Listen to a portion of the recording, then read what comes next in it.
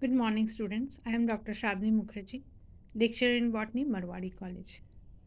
Today's chapter is Plant Kingdom, and this is chapter 3, lecture 11.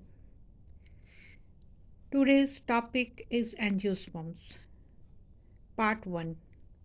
Before this, we have already completed the other members of the plant kingdom that are algae, bryophytes, pteridophytes, and gymnosperms.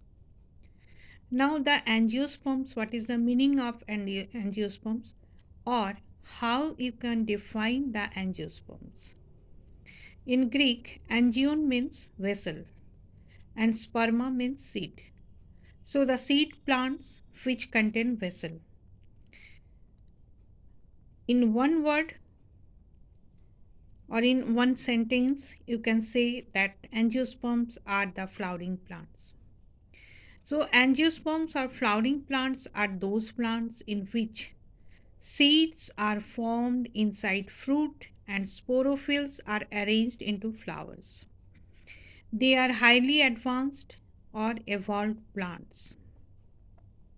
Habitats, regarding habitats, they can grow in almost every kind of habitat.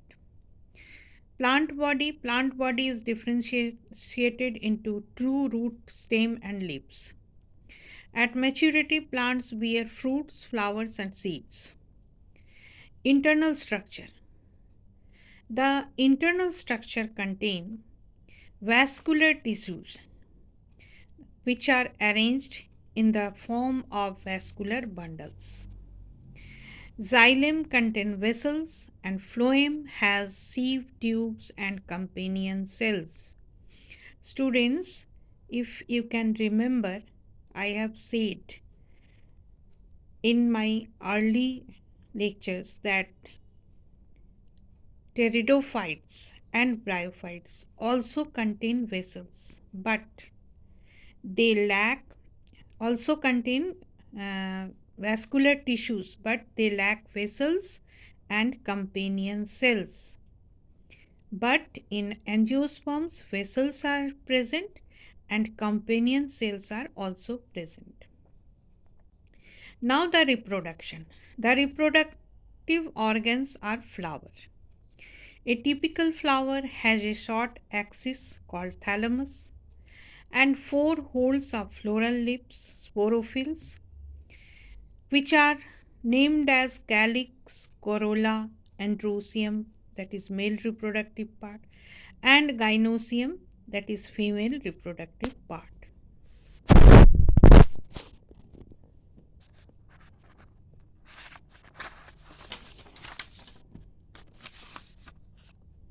Now, students, in detail, when we see that the floral holes contain calyx, you can see here that calyx denoted by sepal, corolla denoted by petals, androsium by stamens, and gynosium as carpels. So they are the units.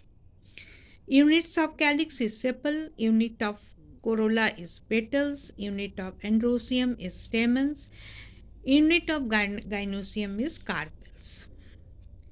A megasporophyll or a megasporophyll, that means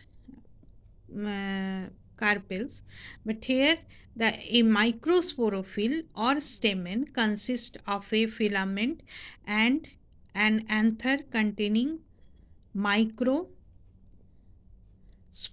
or pollen grains.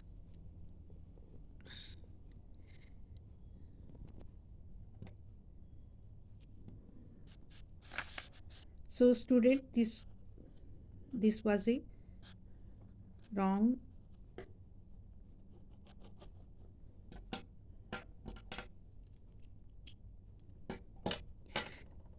So here, sorry student, here you can see it is megasporophyll. This is wrong. You have to write here a microsporophyll. Okay. Or stamen consists of a filament and an anther containing microspore or pollen grains. A megasporophyll or carpel is rolled to produce a stigma, style, and ovary containing ovules. Megasporophyll and microsporophyll, you have already uh, heard this word in pteridophytes and bryophytes. Here they are known as carpel and stamen. Pollen grains reach stigma or tip of carpel through pollination, which takes place by the help of water, air, insects, birds, etc. So, pollination takes place in many type of agents. The pollen grain germinates to produce male gametophyte or pollen tube containing two male gametes. The pollen tube grows through style to reach ovary. An ovary consists of ovules. Ovule consists of nucellus and two integuments with a micropyle. The female gametophyte, also called embryo sac, is produced from a megaspore within the nucellus. An embryo sac. What is the fate of embryo sac? One egg apparatus towards micropylar end, three antipodal cells towards chalazal end. Students, this topic will be elaborated in my part 2 lecture. So, where you can see in well labeled drawings what is egg apparatus, what is chalazal end, what is antipodal cells, etc.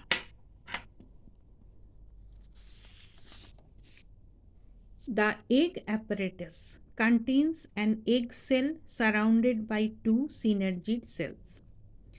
Fertilization takes place by pollen tubes and process is called siphonogamy. During fertilization, fusion of one male gamete of pollen tube with egg to form a diploid 2N oospore. The other male gamete of pollen tube fuse with secondary nucleus to form a triploid 3N primary endosperm nucleus, which is called primary endosperm nucleus or PEN. The whole process is called double fertilization. Male gamete plus egg, which form oospore. You can see one male gamete plus egg can form oospore, that is a diploid structure.